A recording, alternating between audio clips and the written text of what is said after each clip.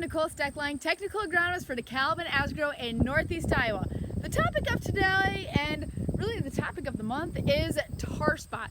We're finally getting to that point in the growth stage of the corn where we are seeing that tar spot take over, take off, and really actually give us an idea of maybe which ones are more resistant and more susceptible. But there's a lot of nuance that comes into that, and I want to talk through that and really some of the trends that I've been seeing the last couple of years. So just to give a little bit of background, I do have a very close relationship with tar spot.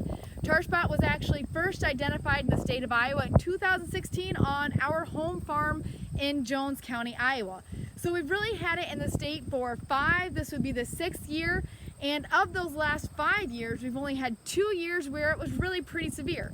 Now, looking at where we're at in Northeast Iowa, I think that 2022 will go down as another severe tar spot year. Now, when I look at where is it going to be most severe, really, I'm going to look towards the precipitation map in the state of Iowa.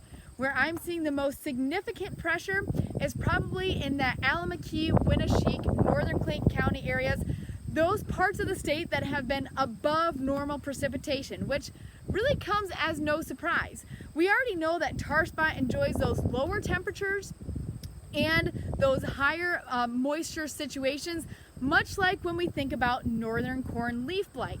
Northern corn leaf blight and tar spot, really most diseases in general, most fungal diseases, enjoy both of those types of environments.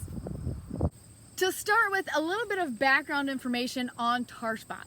So tar spot comes to us from Mexico and Central America. Now, down there, tar spot is actually known as tar spot complex, where it takes 2 different fungal pathogens to interact to cause yield robbing disease.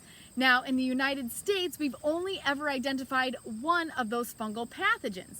Now, this disease, this fungal pathogen, came to us, it's theorized, from hurricane winds and pushed itself north and settled in that Indiana, Northern Illinois area.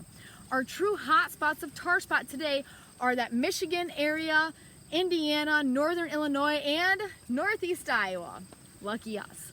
So when we look at why did it settle in those areas, that's probably where that storm dropped that fungus. And then not only that, when we look at the spread of it, we're looking at probably our climate where we're a little bit cooler. We tend to get that precipitation, and we have the highest inoculum load because that's where it was dumped. Now, like I said before, we haven't identified that second pathogen that causes disease in Mexico, but it is possible that it's causing yield robbing disease as it interacts with other diseases that we have in North America. It also may just be reacting differently with the genetics that we have in the United States, where when we look down Central America and Mexico, they have different germplasm, they have longer season corn. It might just be interacting differently with the germplasms that we have in North America. In both 21 and 2022, I haven't been able to find tar spot before tassel in some cases. I've gone out, I've looked for it, but it has been having the onset very similar to other diseases. Now that's because as this plant starts to age, when it tassels and it starts into its reproductive phases, now all of a sudden its priority is in making a viable seed and not so much taking care of the rest of the plant. So when I look at tar spot, I really tend to look at it as an opportunistic disease. Now, the opportunities give itself up in a couple of different ways. Year in and year out, whether we have a severe tar spot year or not, what I'll notice is that tar spot can be in that lower canopy and not really causing a lot of disease or tissue death. But as soon as we get to about half milk line, stuff starts dying.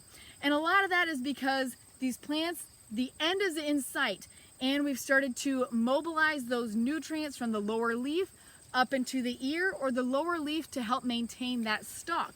As those leaves are starting to naturally senesce at that half milk line, that's when that tar spot says, aha, I have weak tissue, I'm gonna start killing it faster.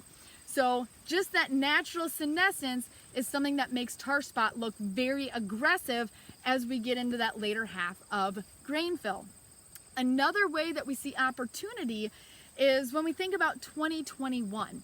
That stress from dry grain fill is why we saw fields last year go from green to dead in a matter of days is because that stress, right? This plant, its job is to produce a viable seed. And when we have a stress like a dry grain-filled period, it's pushing to it faster, and it's doing it without water.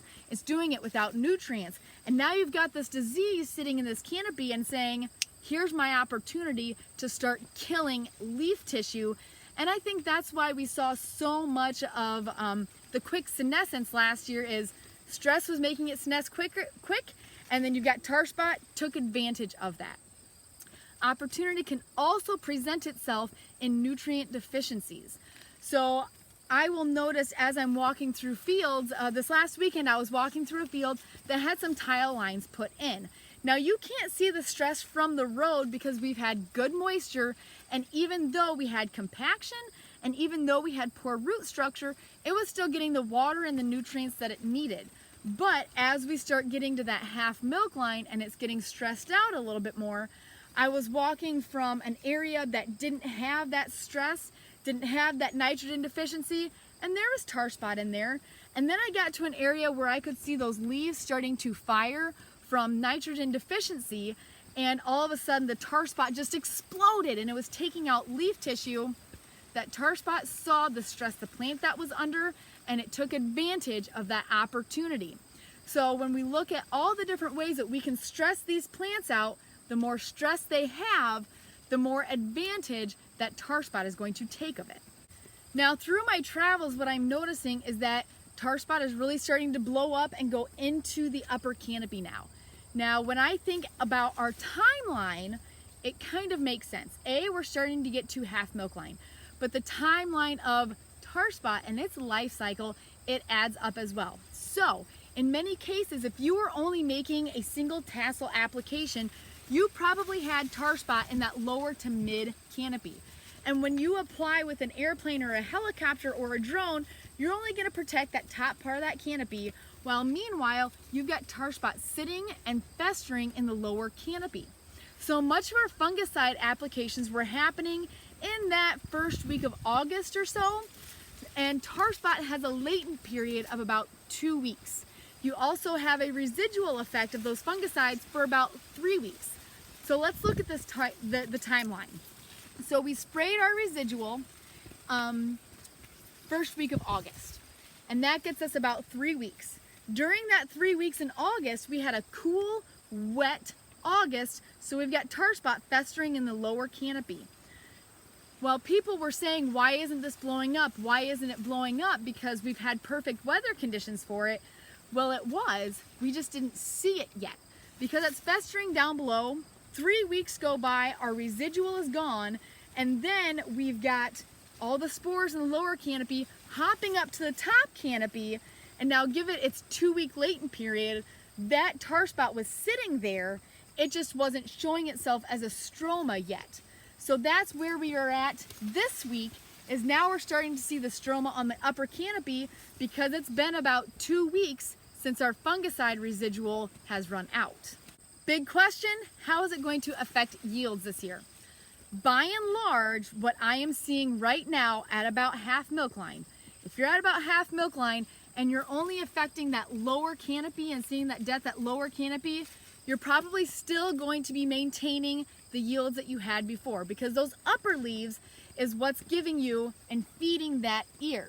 Now, if you have a lot of lower leaves senescing very early because of tar spot, we might see some standability issues because we're focusing on those lower leaves to remobilize those nutrients to help maintain the stalk as well as feed that ear. If those lower leaves senesce too early because of tar spot, well then we might see some earlier cannibalization to feed that ear. Earlier cannibalization means a weaker stalk and earlier onset of stalk rots. But yield-wise, if we've kept that upper canopy clean and alive, we're probably going to see comparable ears and yields. Now, if that tar spot got in there early and had very high levels and is taking down leaf tissue, we probably will be seeing some yield loss from this disease. Now, I know that was a lot, so thanks for sticking with me until the end. we can manage this disease. We can still have high yields. If you have any questions, please call, text, or email.